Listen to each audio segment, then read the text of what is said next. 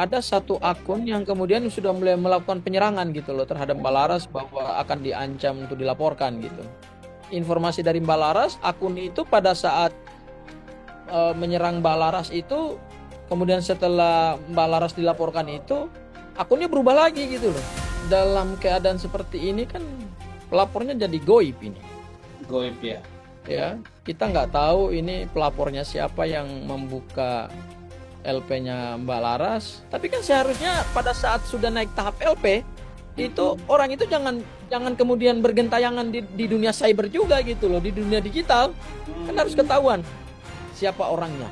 Faktanya kan tidak ada pembakaran. Ya kan, kalaupun digeruduk itu kan itu hanya menyampaikan aspirasi. Jadi harus dibedakan antara masa yang datang berdemo untuk menggeruduk gedung Mabes Polri dengan membakar, sementara kan yang diunggah oleh Mbak Laras ini kan membakar. Assalamualaikum warahmatullahi wabarakatuh, para pemirsa sekalian. Alhamdulillah pada kesempatan malam hari ini kita akan membahas satu isu yang menarik yang hari ini sedang dibahas di media sosial, yaitu seorang perempuan, seorang anak muda yang bernama Laras Faizati, yang kemudian gara-gara memposting di Instagram terkait dengan aksi massa yang dilakukan kemarin dan ada korban yaitu Afan Kurniawan di media sosialnya yaitu di Instagram. Hari ini berakhir beliau langsung ditetapkan sebagai tersangka dan langsung ditahan. Nah, bagaimana kronologinya dan apa sebenarnya kasus ini secara rinci? Maka sudah hadir bersama kita selaku kuasa hukum resminya, yaitu Bang Abdul Ghafur Sangaji SHMH. Assalamualaikum warahmatullahi wabarakatuh, Bang Abdul Ghafur Sangaji. Waalaikumsalam warahmatullahi wabarakatuh, Mas Arif dan para pemirsa. Iya, Bang Abdul Ghafur, kemarin sebenarnya sudah kita tayangkan sebuah video press conference Bang Abdul Ghafur dengan ibunya Mbak Laras Oh, dan tantenya Mbak Laras ya. Namun ada part-part yang perlu kita dalami ya oke. tentang kasus ini. Saya mungkin kita mulai dari kronologi dari awal dulu. Bagaimana kok tiba-tiba bisa langsung ditetapkan sebagai tersangka dan langsung kemudian ditahan? Nah, silakan Bang Abdul Ghafur menceritakannya. Oke, mungkin sebelum aku ke kronologis, aku gambarkan dulu supaya pemirsa mendapatkan gambaran ya. Ini Oke, siapa ini Mbak Laras ya, Faizati Hairun Nisa ya. Aku ya. mau memberikan dulu cuplikan profilnya gitu ya. Ini anak muda, seorang perempuan, usia 26 tahun, lulus S1 dan S2 dari The London School of Public Relation gitu ya. Kemudian beliau sebelum gabung ke AIPA ASEAN itu Mm-mm, sempat meniti karir di Dubai beberapa mm-mm. tahun. Kemudian juga banyak melakukan kegiatan-kegiatan hubungan internasional gitu. Jadi anak muda ini seorang yang punya pergaulan internasional, tertarik kepada isu-isu politik, isu-isu internasional, ya. Kemudian juga beliau terlibat langsung di dalam AIPA ya. AIPA. Jadi ASEAN itu kan lembaga yang menaungi beberapa negara anggota ya, termasuk Indonesia salah satunya. Dan di bawah ASEAN itu ada satu unit organisasi namanya AIPA.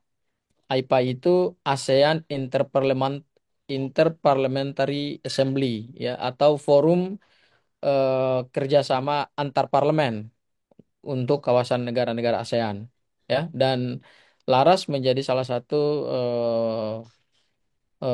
apa ya, staf di bidang komunikasi publik ya, Ya, karena memang sekolahnya adalah di bidang komunikasi gitu, dan S1 S2-nya diselesaikan dalam usia yang masih muda gitu ya. Jadi mm, punya kompetensi dan apa namanya, punya perhatian lah terhadap isu-isu internasional, termasuk juga isu-isu domestik. Itu mungkin sedikit gambaran terkait dengan siapa Mbak Laras.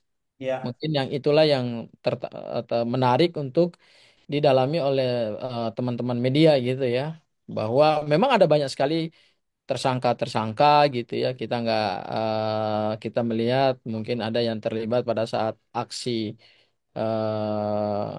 pengerusakan beberapa gedung, ya kan? Hmm, hmm, Kemudian juga mungkin ada yang menyerang aparat gitu ya. Tapi yang menarik dari Mbak Laras ini, dia hanya seorang anak muda yang peduli terhadap bangsanya dan dia hanya menggunakan sosial media itu untuk menyuarakan kritiknya terhadap proses penegakan hukum eh, yang dilakukan dalam konteks perkaranya Afan Kurniawan, kemudian juga hmm, cara-cara polisi dalam menghadapi aksi unjuk rasa yang sangat tereskalasi luas di seluruh Indonesia gitu. Itu hmm, hanya itu aja yang melatar belakangi dia gitu. Ya. hmm. Dan selama beliau berkarir di AIPA ASEAN, eh, beliau tidak pernah menyampaikan pemikirannya secara brutal, ya, tanda petik brutal kepada pemerintah, enggak.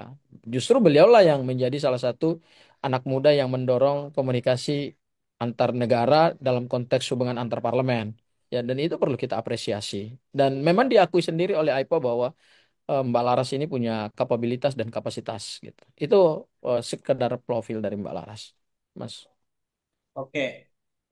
Kalau gitu, sebenarnya Mbak Laras ini sebenarnya ikut aksi atau hanya sekedar mau memposting atau seperti apa sehingga kemudian langsung ditetapkan sebagai tersangka. Kan ada Oh, beberapa nama ya yang seperti Del Pero ya. Dan ada beberapa nama lain lah ya yang kemudian juga hari ini ditahan dan banyak sekali mahasiswa yang kemarin di DPR juga disebutkan ada ratusan yang kemudian hari ini ditahan.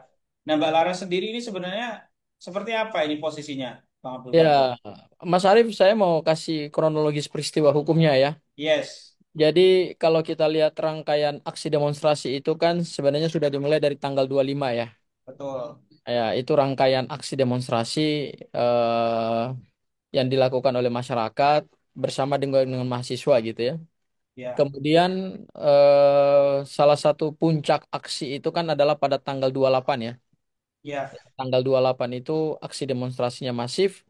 Kemudian di tanggal 28 itu pada saat masa coba di apa ya dipukul mundur oleh Brimob, itu kan ada ya. salah satu pengendara ojek online Nah, ya, Mas Afan Kurniawan almarhum itu kemudian dilindas oleh mobil Brimob dan kemudian meninggal dunia. ya, Nah, kemudian setelah meninggal dan viral itu pemberitaan ini kan jadi heboh gitu ya. Dan pada tanggal 29 itu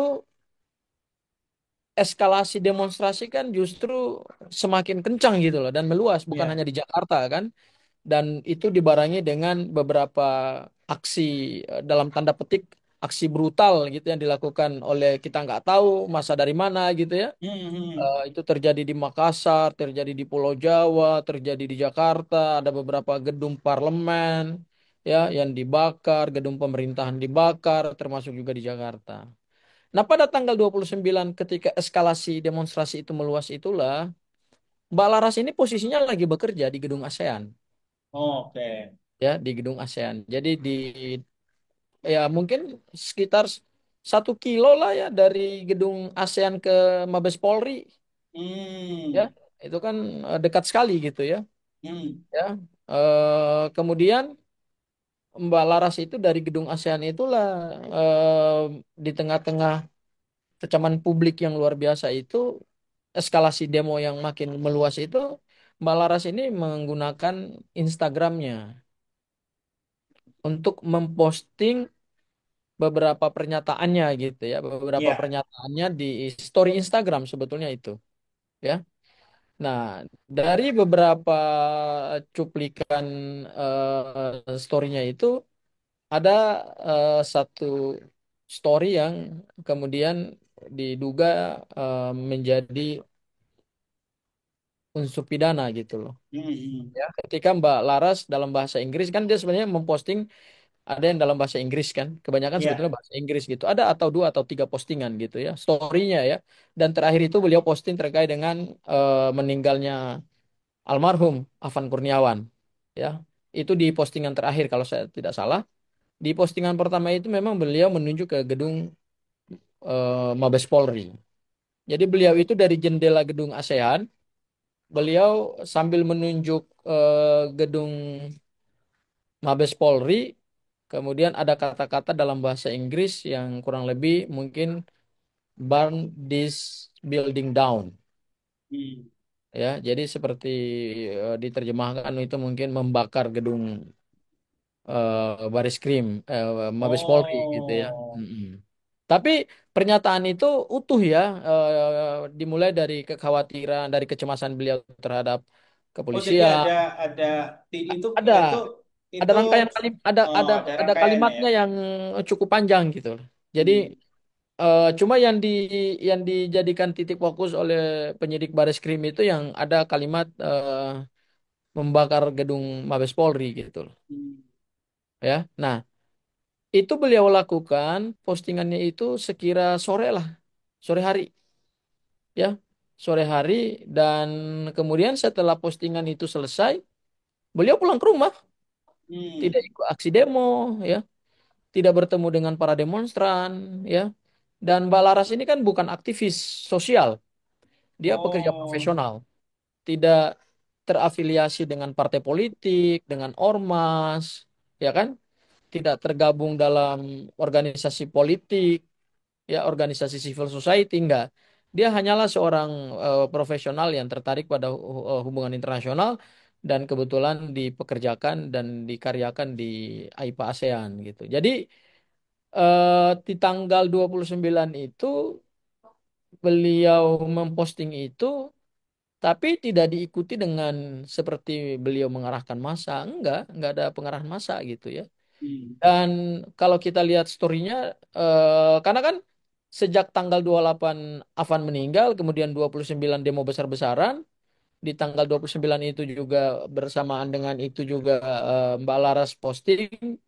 Kemudian kurang lebih bersamaan dengan posting itu memang ada sekelompok mahasiswa yang menggeruduk Mabes Polri gitu ya. Jadi Hmm. kalau dilihat dari tata urutannya, sebetulnya tidak ada dampak langsung dari postingan Mbak Laras ke Mabes Polri bahwa bakar gedung ini tidak kemudian diikuti dengan pembakaran gitu, tidak diikuti dengan pengrusakan dan tidak ada pengarahan massa yang kemudian datang ke Mabes Polri untuk merusak gedung Mabes Polri, apalagi membakar gedung Mabes Polri. Saya kira itu tidak terbukti dalam peristiwa yang sebenarnya gitu loh, Mas Arief. Seperti itu, Mas Arief, Ya, kronologisnya. ini yang ingin coba saya tanyakan mungkin mewakili pemirsa juga. Antara postingan Mbak Laras dengan demo yang dilakukan oleh eh, mungkin sekelompok orang kita katakan lah ya ke Barreskrim Mabes Polri itu jarak waktunya lebih dulu yang mana kira-kira Bang Abdul Ghafur? Ini masih dalam pendalaman ya, masih dalam pendalaman karena saya pikir itu kunci dalam perkara ini tuh itu gitu loh. Supaya Hmm. kita ingin membuktikan apakah ada dampak nggak dari postingan Mbak Laras menunjuk gedung Bareskrim, ada kata-kata bakar itu, kemudian ada nggak terbukti ada pembakaran nggak? Nah, memang Hmm. ada sekelompok mahasiswa yang mendatangi gedung Mabes Polri gitu. Tapi kan kita nggak bisa memastikan apakah itu Gara-gara dari sisi postingan urutan itu. waktu terpengaruh nggak sama postingan Mbak Laras gitu ya. Tapi sepengetahuan saya yang masih belum bisa saya pastikan juga gitu ya ininya. Saya ngobrol bersama keluarganya juga. Informasinya eh, itu bersamaan kok. Bahkan masa itu udah mendatangi Mabes Polri gitu loh. Masa Hmm. sebagian mahasiswa itu udah mendatangi Mabes Polri baru kemudian diposting gitu. Ya, itu informasi yang saya dapatkan dari pihak keluarga ya. Saya belum mendalami secara materi karena memang itu kan nanti akan masuk ke dalam materi penyidikan ya. Dan pada saat Mbak Laras di BAP itu memang kami belum masuk ke materi itu gitu dan tidak ditanyakan juga oleh penyidik gitu. Siapa yang Anda kerahkan? Nggak ada pertanyaan seperti itu. Gitu Mas Arief. Oke, saya lihat juga ada beberapa di postingan Mbak Laras tuh kemudian ada orang DM ya, Bang Abdul Ghafur. Oh iya, Nah, mungkin jadi bisa diceritakan tuh maksudnya oke, gimana? aku mau menceritakan kenapa peristiwa ini kemudian menjadi peristiwa hukum pidana. Hmm. Jadi pada tanggal 29 Mbak Laras itu mulai posting, ya, sekira siang menjelang sore lah. Kemudian setelah itu ada akun-akun yang kemudian langsung merepost, ya, akun-akun Hmm. yang merepost postingan Mbak Laras. Kemudian ada satu akun yang kemudian sudah mulai melakukan penyerangan gitu loh terhadap Mbak Laras bahwa akan diancam untuk dilaporkan gitu, ya. Oke. Dan pada saat kami cek akunnya itu seperti akun cuman akun gak jelas, cuman ada foto Hmm. ada foto patung gitu ya, kita nggak tahu, pakai topeng pula kan. Followernya cuma 2 orang gitu kan. Hmm. Kemudian pada saat saya mendapatkan informasi dari Mbak Laras, akun itu pada saat menyerang Mbak Laras itu, kemudian setelah Mbak Laras dilaporkan itu, akunnya berubah lagi gitu loh. Oke. Apa kira-kira Oh, isi percakapan di antara akun itu dengan Mbak oh Laras iya, itu waktu laporan? Mbak Laras apa namanya diancam untuk dilaporkan ke Polri Oke. atas postingan tersebut. Ya, jadi mungkin selang beberapa menit setelah Mbak Laras memposting itu di Instagram Story, kemudian udah langsung ada pihak yang langsung masuk gitu loh dan Hmm.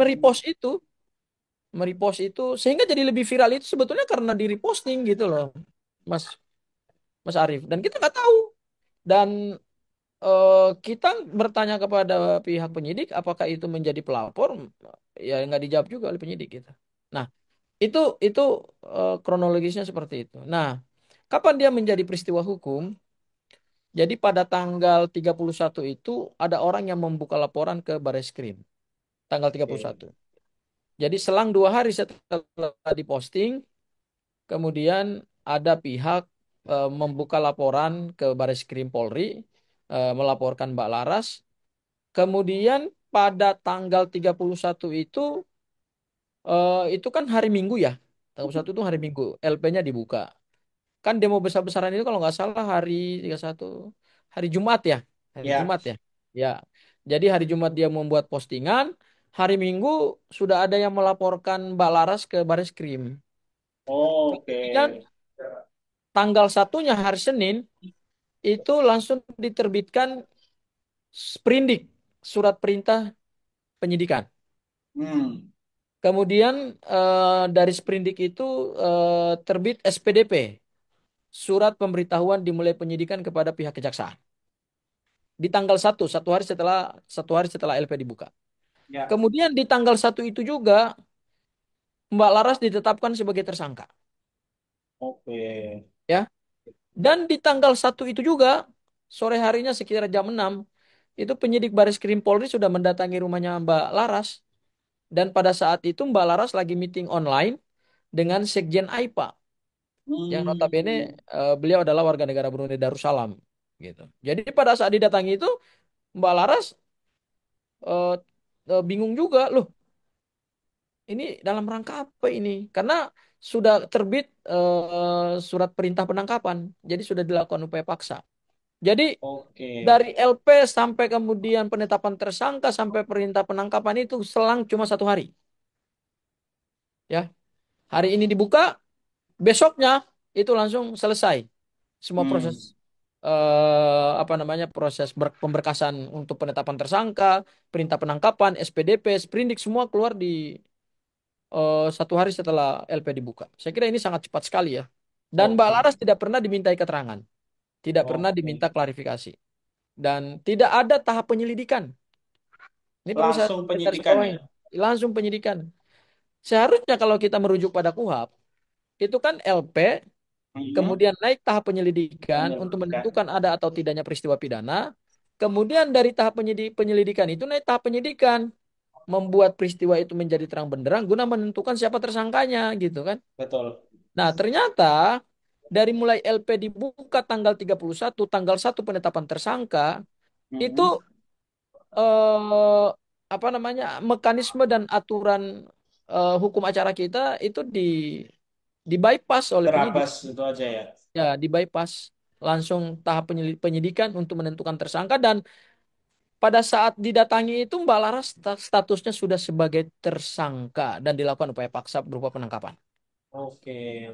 Gitu. Ya, ada beberapa pertanyaan nih Bang Abdul Ghafur. Tadi sempat Bang Abdul Ghafur menyinggung soal adanya akun yang kemudian mengancam untuk melaporkan. Ya, Nah, itu akunnya sampai sekarang belum tahu tuh pemiliknya siapa. Kemudian ada laporan di tanggal 31. Nah, itu juga pelapornya ini Bang Abdul Ghafur juga belum tahu siapa nih pelapornya ya. ya. Nah, terus berikutnya adalah sebenarnya Mbak Laras ini dikenai pasal apa saja sehingga kemudian dia langsung menjadi tersangka dan dilakukan upaya paksa. Nah, mungkin itu yang mesti didalami Bang Abdul Ghafur. Silakan. Oh ya, jadi ada beberapa pasal yang dijadikan sebagai dasar penetapan tersangka ya. Baik di dalam Undang-Undang ITE maupun juga di dalam KUHP. Hmm. Ya. Di Undang-Undang ITE itu ada dua pasal, yaitu pasal 28 ayat 2 terkait dengan penghasutan berdasarkan sara, ya, Oke. atau menyebarkan ujaran kebencian berdasarkan sara. Ya. Golongan tertentu, ras tertentu, suku tertentu, jenis kelamin tertentu, ya. Hmm. Kemudian yang kedua ada pasal 32 Undang-Undang ITE terkait dengan mentransmisikan dokumen elektronik atau merusak, mengubah dokumen elektronik, Hmm. ya. Itu yang berhubungan dengan Undang-Undang ITE, ya. Ya. Kemudian nanti dijuntokan dengan beberapa pasal, tapi beberapa pasal itu terkait dengan ancaman pidananya ya. Gitu. Hmm. Tapi kita bicara soal unsur pidananya itu di pasal 28 ayat 2 Undang-Undang ITE dan pasal 32 Undang-Undang ITE. Nah, di KUHP sendiri dipakai dua pasal, yaitu pasal penghasutan 160 KUHP dan pasal 161 KUHP penghasutan melalui tulisan. Oke. Nah, itu jadi dari empat pasal yang dijadikan sebagai dasar penetapan tersangka, semua ini masuk dalam kualifikasi delik penghasutan. Hmm. Gitu. Ya, jadi ini hanya berhubungan dengan penghasutan yang akibat daripada postingan itu oleh penyidik dirumuskan sebagai delik penghasutan sehingga di apa namanya ada aksi yang dilakukan oleh masyarakat, masyarakat tersulut kemarahannya atau mahasiswa tersulut kemarahannya, gitu ya, sehingga itu Hmm. dianggap sebagai penghasutan. Itu rumusan deliknya seperti itu, Mas Arief. Oke. Kalau begitu Pak Abdul Ghafur, nah ini kan yang menarik adalah tentang pelapor itu sendiri. Biasanya kalau dalam kasus-kasus ini kan jelas tuh, misalnya kayak kemarin yang melaporkan Roy Suryo dan kawan-kawan itu adalah Pak Jokowi, Lehkumanan dan lain-lain soal dugaan ijazah palsu itu. Jadi terang tuh pelapornya. Nah kalau dalam kasus ini kan agak aneh ini karena sampai dengan hari ini belum tahu siapa sebenarnya pelapornya ini sehingga kita juga tidak bisa mengkonfirmasi langsung ya, wawancara langsung pelapornya itu. Nah ini biasanya dalam kasus seperti ini siapa ini Bang Abdul Ghafur kalau bisa menduga-duga pelapornya ini? eh Dalam keadaan seperti ini kan pelapornya jadi goib ini, Goib ya. ya. Kita nggak tahu ini pelapornya siapa yang membuka LP-nya Mbak Laras, ya. Dan pada saat Mbak Laras diperiksa secara maraton, kebetulan kami yang mendampingi Mbak Laras pada saat dimintai keterangan dalam BAP sebagai tersangka ya, itu sekira sekira jam 10 malam sampai jam setengah 4 subuh, ya. Oke. Saya bertanya langsung kepada penyidik, saya bertanya dua hal. Yang pertama, kenapa pada saat sudah ditetapkan sebagai tersangka itu tidak pernah dimintai klarifikasi terdahulu? Hmm. Ya, Apa karena bisa, jawabannya Bang Abdul karena Ghafur? bisa saja kita menetapkan sebagai tersangka seseorang, tapi orang ini misalnya bukan orang itu gitu loh. Iya, iya, iya. Ya kan? Nah itu kan nggak boleh kecuali tangkap tangan ya. Ah, ah, Nah, ah. beda tangkap tangan. Tangkap tangan itu on site di lokasi langsung. Iya, iya, Pada iya. saat dia melakukan perbuatan kejahatan, kemudian tangkap tangannya di situ. Misalnya orang Hmm. mencuri, nah itu tangkap tangan, ya. Tapi kalau berdasarkan laporan kepolisian, itu kan harus jelas, harus dimintai dulu klarifikasinya gitu, dipanggil dulu, diundang dulu untuk melakukan klarifikasi. Seperti misalnya kasusnya Bang Rismon Sianipar dan Mas Roy Suryo di Polda Metro Jaya kan. Ya. Dilaporkan oleh Pak Jokowi, oleh Lecumanan, oleh Ade Darmawan, Hmm. kemudian terbit surat surat LP-nya, kemudian setelah itu penyidik nggak langsung naik ke tahap penyidikan, panggil Hmm. dulu untuk minta klarifikasi apakah orang-orang yang ada disebutkan dalam surat LP ini betul orang ini apa enggak. Hmm. Ya kan? Itu kan namanya kita menerapkan hukum acara secara proper dan hati-hati dan profesional, ya kan? Tapi yang kami alami dalam perkara Mbak Laras ini, pada saat kami tanya itu ke penyidik, penyidik menjawab, memang kami nggak melakukan klarifikasi. Terus saya tanya, kenapa Mas? Karena ini keadaannya genting. Oh. Ya. Terus saya jawab, lo kalau keadaannya genting, segenting apa sih orang ditetapkan sebagai tersangka gitu, ya kan? Nah, itu satu yang nggak bisa mereka jawab. Saya jawab kedua juga, ini siapa pelapornya? Nah, pada Hmm. saat itu tidak dibuka juga dan pada saat setelah Mbak Laras selesai diperiksa sebagai tersangka, kemudian kami menunggu sampai 24 jam, keluar surat perintah penahanan. Disitulah kami berdialog secara secara gamblang dengan penyidik bahwa sebetulnya siapa sih, tolong disampaikan dong ke kami, siapa pelapor dalam perkaranya Mbak Laras. Dan sama sekali nggak dibuka. Hmm. Ya, saya menyampaikan ke penyidik, kan tersangka itu perlu tahu, ya, perlu tahu siapa yang melaporkan dia. Ya kan? Karena ini kan nanti terkait dengan peristiwa hukumnya gitu loh. Kalau kita nggak pernah tahu orang yang melaporkan itu, misalnya orang nggak punya kepentingan dengan peristiwa hukum itu gitu kan, ya kan akhirnya jadinya kriminalisasi kan, gitu. Ya kan Hmm. nggak boleh, kita nggak boleh menerapkan hukum secara apa namanya, secara sepihak tanpa melihat hak-hak asasi seseorang gitu loh. Meskipun dia statusnya tersangka, tapi kan harus diberitahu. Mbak Ya. Laras ditetapkan sebagai tersangka, kan jadi ketahuan tuh. Sehingga sampai hari ini kita belum tahu. Jadi pelapor-pelapor ini masih goib, masih Goib ya. bergentayangan kayak kita nggak tahu. Dan Gitu. bisa saja melaporkan yang lain-lain juga ya, Bang Abdul Ghafur ya, karena goib ya. Iya bisa jadi meskipun ini tindak pidananya cyber ya. Hmm. Tapi kan seharusnya pada saat sudah naik tahap LP itu Hmm. orang itu jangan jangan kemudian bergentayangan di dunia cyber juga gitu loh, di dunia digital. Kan harus Hmm. ketahuan siapa orangnya, apa profilnya, ya kan? Apa kepentingannya untuk membuka laporan kepolisian, Ah, itu dia. ya kan? Nggak boleh jadi goib juga gitu loh. Wah, itu kalau Oke. jadi goib begini kan, ya berarti penegakan hukum kita masih kurang profesional, nggak profesional dong, dan nggak sesuai sebetulnya itu. Oke. Itu. Bang Abdul Ghafur tadi belum sempat terjawab ya pertanyaan itu ya. Apakah Mbak Laras ini ikut juga dalam aksi massa yang dilakukan selama ini ya? Baik dari tanggal 25 sampai kemudian sampai dengan sekarang ini pernah nggak dia mengikuti aksi-aksi atau Oh, demo-demo? saya berdialog langsung dengan Mbak Laras dan saya bisa lihat profilnya gitu. Bahkan bisa kita searching di internet gitu ya. Ini anak baik, anak Hmm.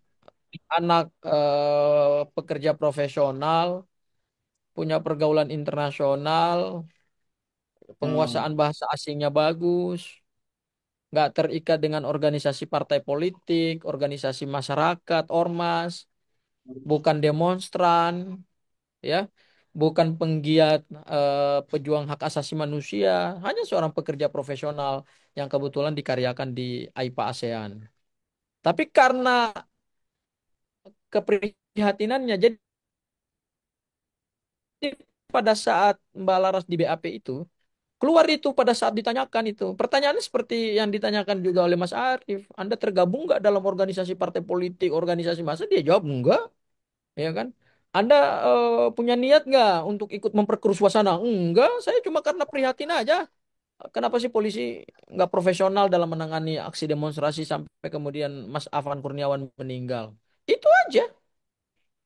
Kan pada saat diperiksa kan saya mendampingi, jadi saya tahu apa yang ada di dalam latar belakang pemikirannya gitu. Dan jawabannya sangat sangat cerdas gitu.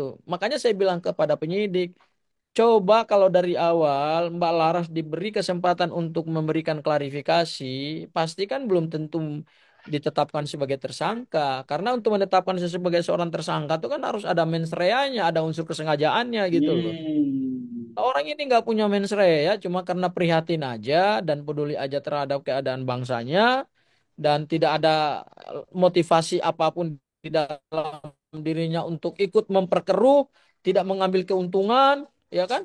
Bukan orang politik, bukan tokoh pergerakan, ya kan? Yang terafiliasi dengan organisasi politik manapun, hanya seorang pekerja profesional. Kenapa nggak didengarkan pada tahap klarifikasi? Aku yakin kalau diklarifikasi, tahap klarifikasi itu dimintai keterangan terlebih dahulu, mungkin nggak akan nasibnya seperti sekarang. Oke. Tapi karena diperiksa itu udah statusnya tersangka, makanya waktu aku bilang sama penyidik, eh, Mbak Laras hari ini diperiksa sebagai tersangka. Artinya kalau tersangka itu berarti perkara pidananya kan sudah naik gitu. Hmm. Kenapa sih nggak diklarifikasi dulu, dimintai dulu keterangan awal, ya kan? Karena begitu LP keluar, di, dikeluarkan oleh Bareskrim, dilakukan dulu tahap penyelidikan, minta klarifikasi, ya kan? Jangan karena suatu keadaan memaksa, kegentingan memaksa itu kemudian hukum acara kita di apa ya, disimpangi gitu loh, Hmm. ya kan? Hanya untuk kepentingan keadaan keadaan yang genting, keadaan yang memaksa itu gitu loh. Nah itu Mas Arief seperti itu. Oke, dan kalau tidak salah berarti ini masih ditahan selama 20 hari ke depan ya Bang Abdul Ghafur, dan tadi saya lihat di berita Bang Abdul Ghafur dan tim mengajukan apa namanya surat penangguhan penahanan ya. Boleh disampaikan di Iya, sini Bang Abdul Ghafur. iya. Jadi gini Mas Arief, setelah di BAP sampai jam 4 subuh itu, kemudian kami menunggu sampai sore ya, sekitar jam 5 sebelum masa 24 jamnya lewat gitu ya. Karena kan penahanan itu setelah ditangkap Hmm. di BAP sebagai tersangka berdasarkan KUHP, penyidik punya waktu 1 kali 24 jam untuk menentukan status seseorang apakah ditahan atau tidak. Memang dia sudah tersangka, cuman status ditahan atau tidak itu menunggu 1 kali 24 jam. Dan Oke. kami menunggu sampai jam 5 sore, keluarlah surat perintah penahanan untuk 20 hari ya. Jadi surat perintah penahanan itu keluar tanggal 2, kemudian nanti berlakunya sampai tanggal 21 September. Nah, jadi kalau nanti sampai tanggal 21 September berkasnya berkasnya Mbak Laras sudah selesai, berarti udah bisa limpah ke kejaksaan. Gitu. Tapi kalau Hmm. misalnya pemberkasannya belum selesai pada tahap 1, kan setelah ditetapkan sebagai tersangka, nanti penyidik melengkapi berkas ya. Jadi ada 2 tahap tuh, penyidik ke jaksa tuh. Tahap pertama adalah melimpahkan berkas perkara. Jadi dalam melimpahkan berkas perkara itu ada BAP tersangka, BAP pelapor, BAP ahli, ya kan. Kemudian ada barang bukti, ya nanti juga semua ada dokumennya. Dilimpahkan dulu dokumennya ke jaksa peneliti untuk meneliti berkas. Kalau Hmm. berkasnya dianggap sudah lengkap dari sisi materi dan sisi formilnya, baik material maupun formilnya, berarti keluar P21. Oke. Kalau keluar P21 berarti nanti penyidik akan masuk ke tahap 2. Tahap 2 itu berarti penyerahan tersangka dan barang bukti di penuntut umum dan itu menjadi wilayah kekuasaan penuntut umum untuk dilimpahkan ke pengadilan. Nah, eh, kalau sampai tanggal 21 itu berkas Mbak Laras di P21 kan oleh jaksa, berarti itu kan apa namanya akan diserahkan. Tapi kalau misalnya sampai tanggal 21 itu pemberkasannya belum selesai, berarti nanti masa penahanannya akan diperpanjang oleh penyidik sampai kemudian terpenuhi apa namanya kelengkapan berkas dan eh, hasil penelitian penyidik itu, hasil penelitian jaksa peneliti itu bisa digunakan oleh penyidik untuk memperbaiki berkas perkara seperti itu. Jadi saat ini sebetulnya kepentingannya kan udah kepentingan pemberkasan ini, ya kan? Hmm. Karena udah penetapan tersangka dan sudah ditahan. Nah, hari ini juga secara resmi kami melaksanakan hak tersangka yang diatur dalam pasal 31 KUHP bahwa Mbak Laras punya hak untuk mengajukan penangguhan penahanan kepada penyidik. Dan kami bersyukur hari ini, Alhamdulillah penyidik sangat welcome ya. Bahkan tadi dalam diskusi di awal di lantai 15 gedung Bareskrim Polri itu penyidik memberikan masukan dan kami berterima kasih lah kepada penyidik ya, memberikan masukan untuk merevisi surat permohonan penangguhan penahanan dengan beberapa poin yang harus ditambahkan gitu ya. Dan Hmm. secara secara formally mungkin nanti hari Selasa lah kami baru masukkan surat permohonan penangguhan penahanan karena tadi pada saat kami masukkan itu ada masukan dari penyidik untuk memperbaiki surat permohonan penangguhan penahanan Hmm. gitu. Nah, mudah-mudahan Oke. ya, mudah-mudahan Mas Arief dalam beberapa hari ini kami perbaiki surat permohonannya, kemudian hari Selasa kami antarkan ya siapa tahu penyidik kemudian apa namanya mengubah keputusannya untuk tidak menahan Mbak Laras dan Mbak Larasnya bisa pulang ke rumah gitu. Karena gini, Mbak Laras ini kan anak pertama dari dua bersaudara. Dia punya seorang adik laki-laki. Kemudian dia ini anak yatim, ya, Oke. bapaknya sudah meninggal. Kemudian ibunya sudah masuk usia tua juga gitu ya, sering-sering sakit juga. Mbak Laras ini tulang punggung keluarga ya. Jadi dengan keadaan seperti ini kami mengajukan surat permohonan penangguhan penahanan hari ini gitu ya. Dengan dasar pertimbangan seperti itu. Dan kalau kita baca di pasal 21 KUHP, itu kan penahanan itu kan dilakukan karena dua hal. Pertama, secara hukum ancaman pidananya kan di atas 5 tahun penjara. Dan tadi pasal-pasal yang saya sebutkan itu kan ancamannya kan di atas 5 tahun penjara kecuali pasal 161 KUHP yang ancamannya cuma 4 tahun penjara. Tapi kan Hmm. pasal 27A Undang-Undang ITE, sorry 28 ayat 2 Undang-Undang ITE, pasal 32 Undang-Undang ITE, pasal 160 KUHP itu ancaman pidananya semua di atas 5 tahun penjara. Sehingga menjadi dasar bagi penyidik untuk melakukan penahanan. Kemudian yang kedua, dasar penahanan itu kan pertimbangan subjektif penyidik bahwa dikhawatirkan tersangka melarikan diri, tersangka Ya. melakukan barang bukti atau tersangka kemudian melakukan tindak pidana, ya menghilangkan barang bukti, mengulangi tindak pidana dan merusak barang bukti. Nah, tadi di dalam surat permohonan penangguhan penahanan kami menjamin karena penjaminnya harus adalah orang dekatnya atau keluarganya dan penjaminnya kebetulan adalah ibunya Laras sendiri, Mbak Laras sendiri gitu ya dan siap untuk memenuhi panggilan manakala memang diperlukan dan, dan siap untuk menjalani proses hukum ketika memang berkasnya sudah selesai tapi minta untuk ditangguhkan penahanannya sehingga Mbak Larasnya bisa pulang ke rumah. Itu Mas Arif. Oke. Jadi mudah-mudahan dengan surat penangguhan penahanan yang nanti akan direvisi lagi ya Bang Abdul Ghafur ya berarti. Iya, direvisi berdasarkan masukan dari penyidik dan kami berterima kasih loh sama penyidik ya. Ya, meskipun Berarti akan ada diajukan hukum lagi kira-kira pidana kapan Bang Abdul Ghafur? hari Selasa, Hari rencananya hari Selasa ya. Selasa.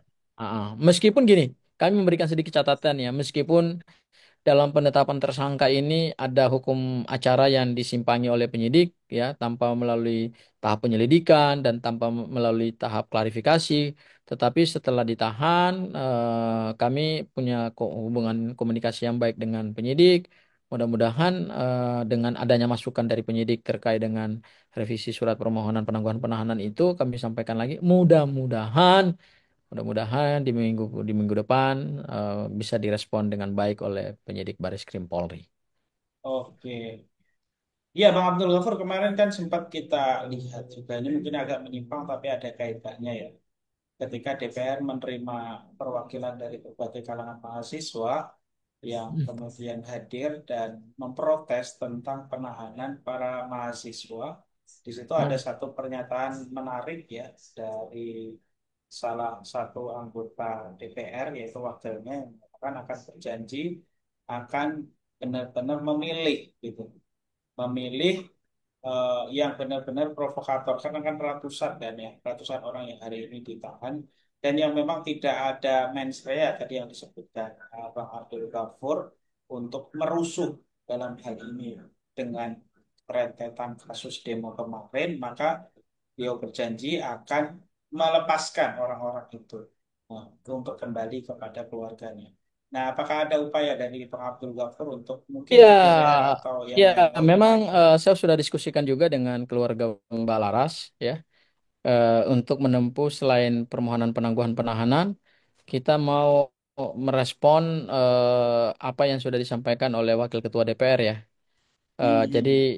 pada saat diskusi dengan mahasiswa itu kan ada pernyataan yang juga saya dengar bahwa mereka akan membantu untuk mengkomunikasikan dengan Baris Krim terkait dengan apa namanya, mungkin itu semacam bantuan dari apa ya, advokasi dari DPR lah ya, Betul.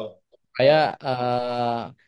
ratusan orang yang saat ini menjadi tersangka itu kemudian dipilih sesuai dengan asas proporsionalitas gitu loh, yang Ya. perbuatannya berat, yang menimbulkan kerusakan, yang memprovokasi massa di lapangan, mungkin mereka lah yang harus diminta pertanggungjawaban hukum gitu. Tapi yang mereka hanya sekedar memposting karena kekecewaannya gitu ya, dan Mm. tidak menimbulkan efek langsung atau dampak langsung terhadap situasi kebangsaan kita yang makin runyam gitu. Itu kan ada pilihan untuk kemudian dilakukan upaya restoratif gitu ya. Nah, Ya.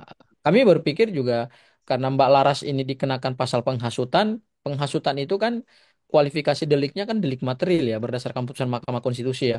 Jadi ada tiga unsur penting dalam kualifikasi delik material, delik penghasutan. Yang pertama harus ada yang menghasut, harus ada yang terhasut, dan kemudian akibat dari yang terhasut itu harus Dampaknya ya. melakukan melakukan perbuatan melawan hukum ya. Kalau dalam Mm. konteksnya Mbak Laras ini kan eh, kalau dia jadi penghasut berarti kan penghasutannya kan lewat kata-kata bakar gedung Mabes Polri.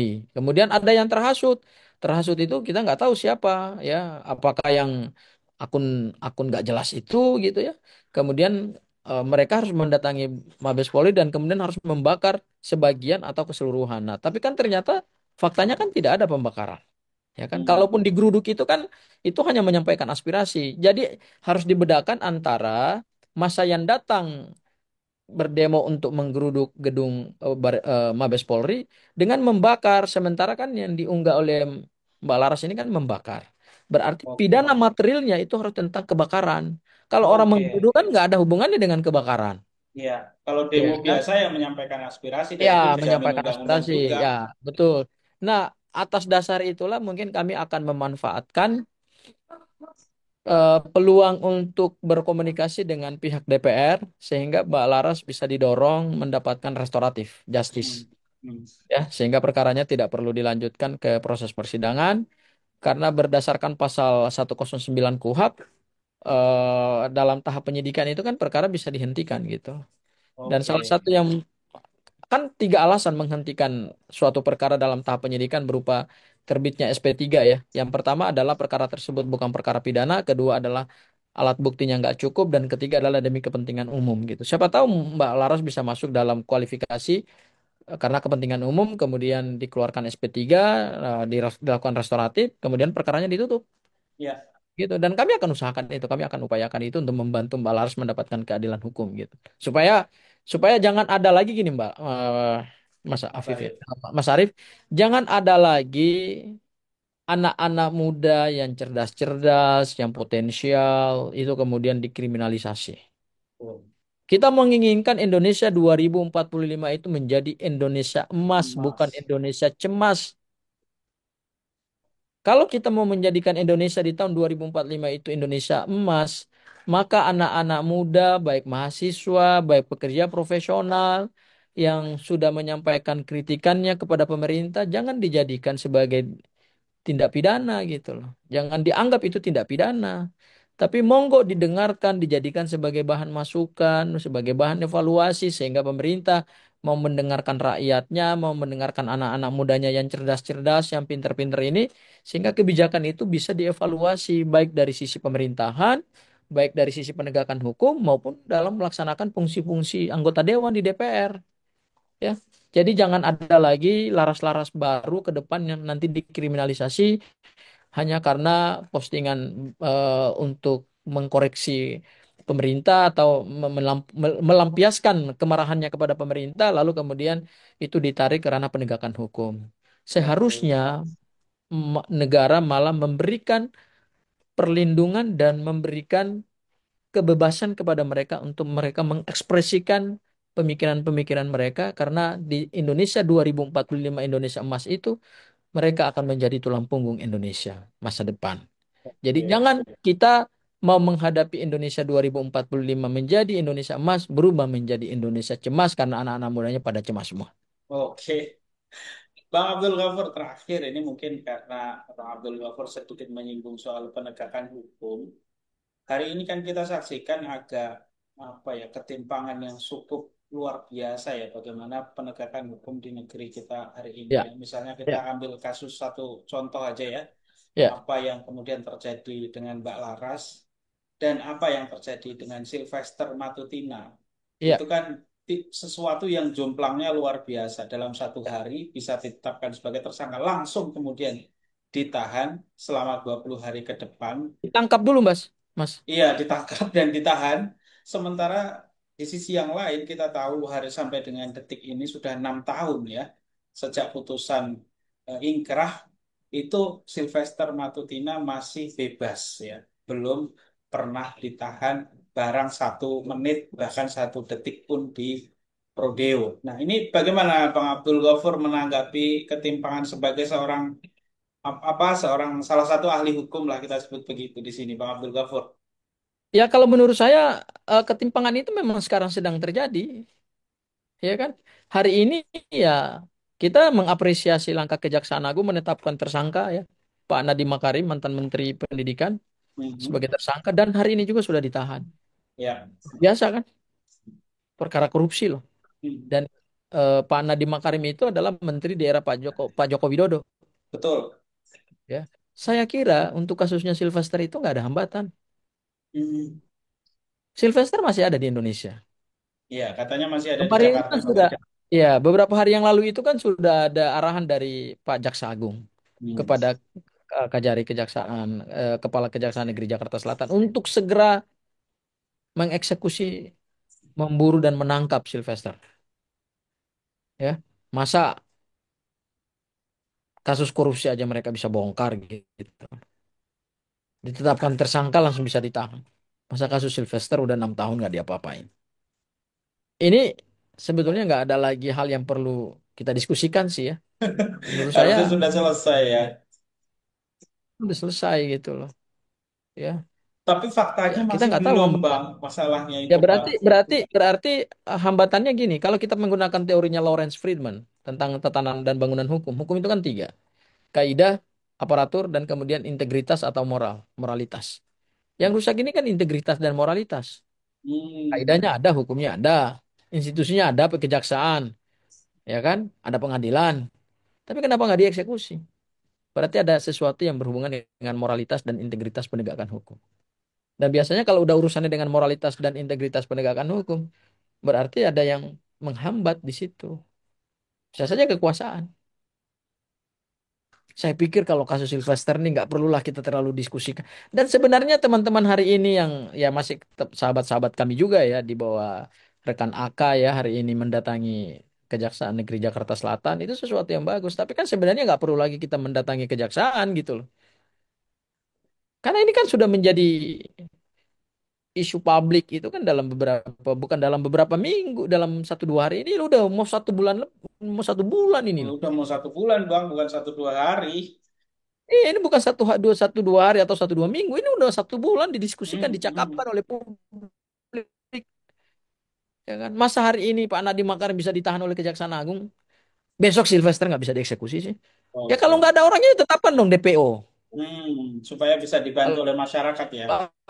aku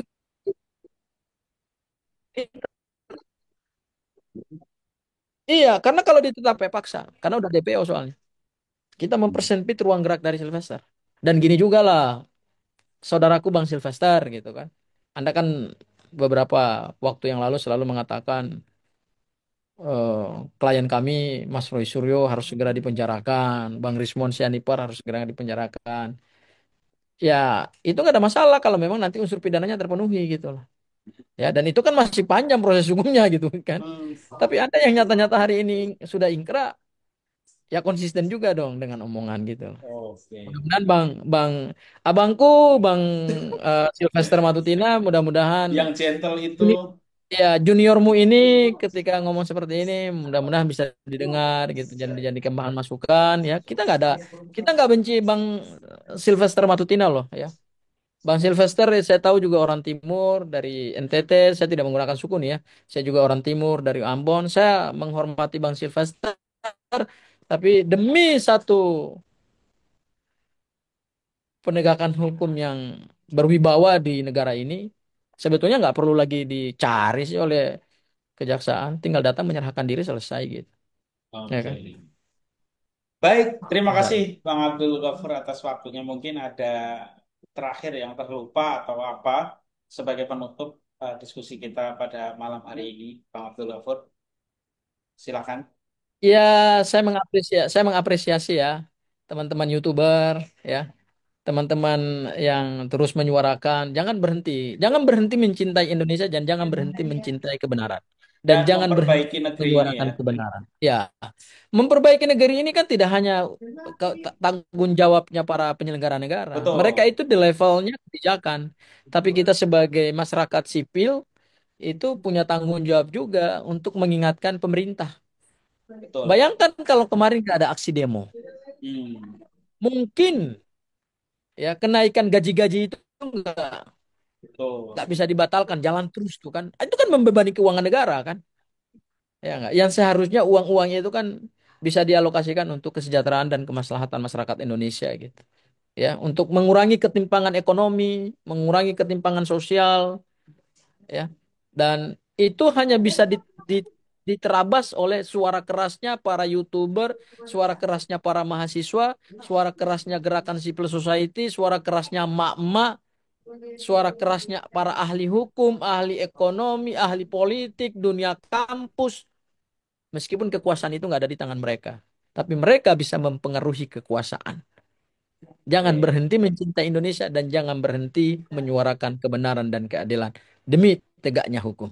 Itu Mas Oke, Arief. terima kasih Bang Abdul Ghafur atas waktunya. Sama Mas Arief. Terima Siap. kasih teman-teman yang sudah menonton. Wassalamualaikum warahmatullahi wabarakatuh. Waalaikumsalam warahmatullahi wabarakatuh Mas Arief.